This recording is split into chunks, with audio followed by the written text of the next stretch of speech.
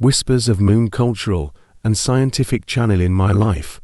Welcome to my channel. Fresh off his second inauguration and the salvation of the Union, Lincoln went to see the popular comedy Our American Cousin at Ford's Theater in Washington, D.C. on April 14, 1865. One of the most notorious assassinations in American history took place there, as the actor-turned-Confederate radical John Wilkes Booth sneaked up behind the president, drew a pistol, and fired a single shot at the back of Lincoln's head. Lincoln died the next morning. It is rumored that Booth belonged to the clandestine Knights of the Golden Circle, whose members were fierce opponents of the Union. At one point, he planned to kidnap the president in exchange for thousands of Confederate soldiers, but he was foiled by a last-minute itinerary change. On March 4, 1865, at Lincoln's second inauguration, Booth stood on a balcony behind the president. The Civil War ended a month later, and days later, Booth killed one of the greatest US presidents of all time.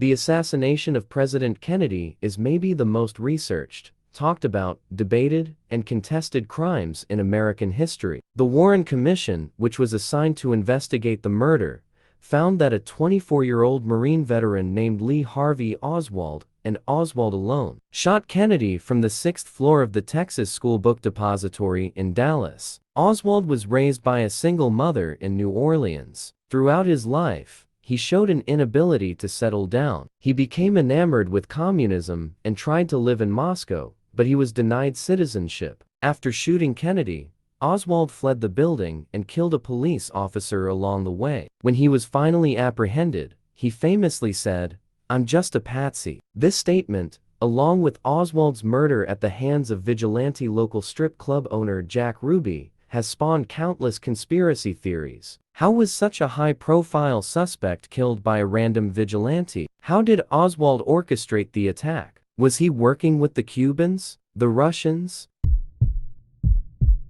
Assassination of Martin Luther King, Jr.B. April 4, 1968. Even early in King's life, it was clear that he would be a force to be reckoned with in the fight for equal rights. Born in 1929 in Atlanta, King witnessed the inequalities in the American South under oppressive Jim Crow laws. Unlike other civil rights leaders of the time, King modeled his movement after Gandhi's nonviolent noncompliance. King vocally criticized racial inequality and the Vietnam War, which earned him the respect of many and a wiretap from the FBI. But that didn't stop him from leading a march to Washington, D.C. to deliver his "I Have a Dream" speech. But while King was ushering the nation into a new era of equality and inclusion, a career criminal named James Earl Ray broke out of prison. On April 4, 1968, as King stood on the balcony of a Memphis motel room, a shot rang out, passing through King's neck and chin. King would be pronounced dead an hour later. Ray was eventually captured and confessed to the killing. He later recanted his confession and claimed a man named Raoul was the mastermind behind the plot.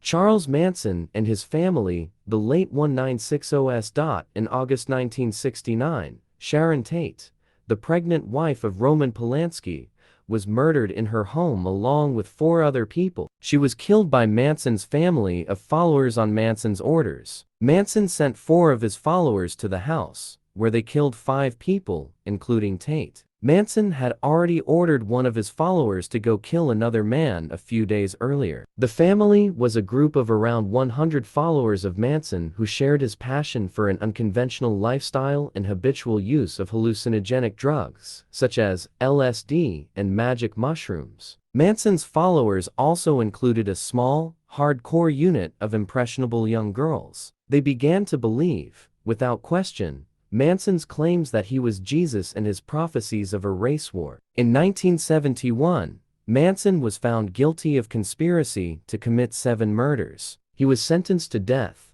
but his sentence was automatically commuted to a sentence of life in prison after California suspended the death penalty in 1972.